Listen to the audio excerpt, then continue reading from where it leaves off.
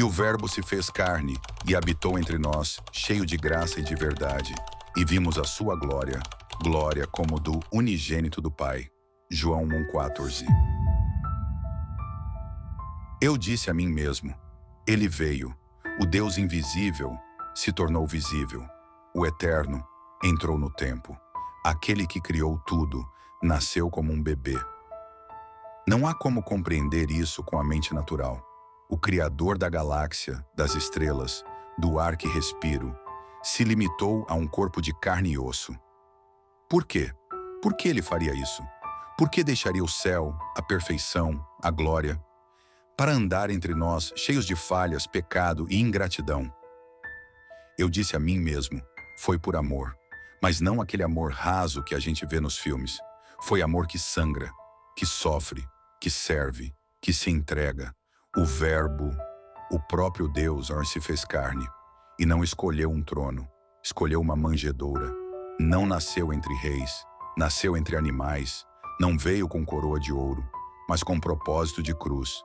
E eu fiquei em silêncio, porque entendi que enquanto muitos correm atrás de status, títulos e fama, o Filho de Deus correu atrás de mim e pagou o preço mais alto.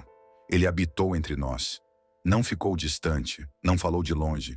Ele desceu, ele sentiu fome, ele chorou, ele foi rejeitado, ele suou, ele sangrou, ele viveu o que eu vivo, para que eu possa viver o que ele vive. E eu disse a mim mesmo, quem sou eu para ser alvo de tanto amor?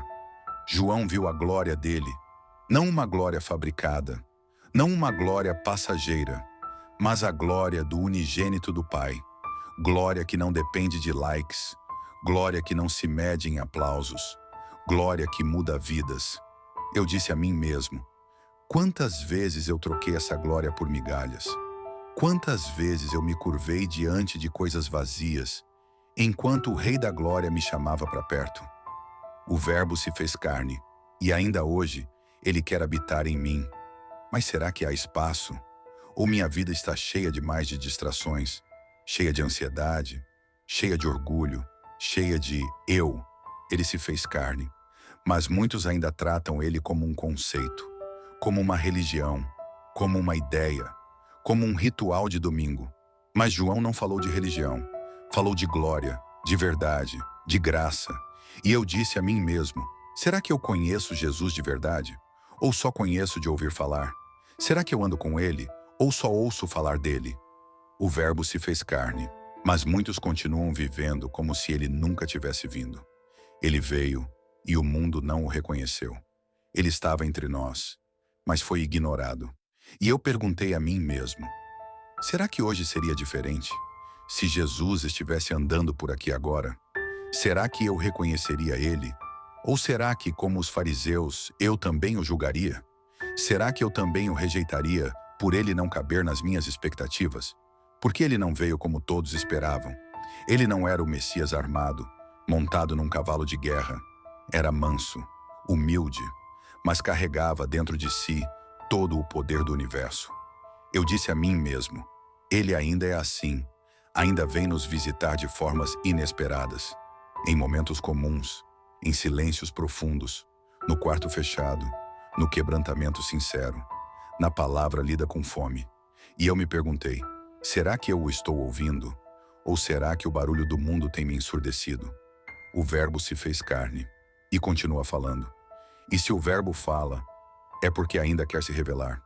Mas ele só se revela aos que param, aos que ouvem, aos que buscam, aos que desejam mais que uma experiência superficial. João disse, e vimos a sua glória. E eu disse a mim mesmo, eu também quero ver essa glória que transforma, que liberta, que cura, que limpa, que renova, que salva. Quero parar de viver com base no que sinto e viver com base no que ele é. Porque o Verbo que se fez carne é a rocha firme, é o caminho, é a verdade, é a vida.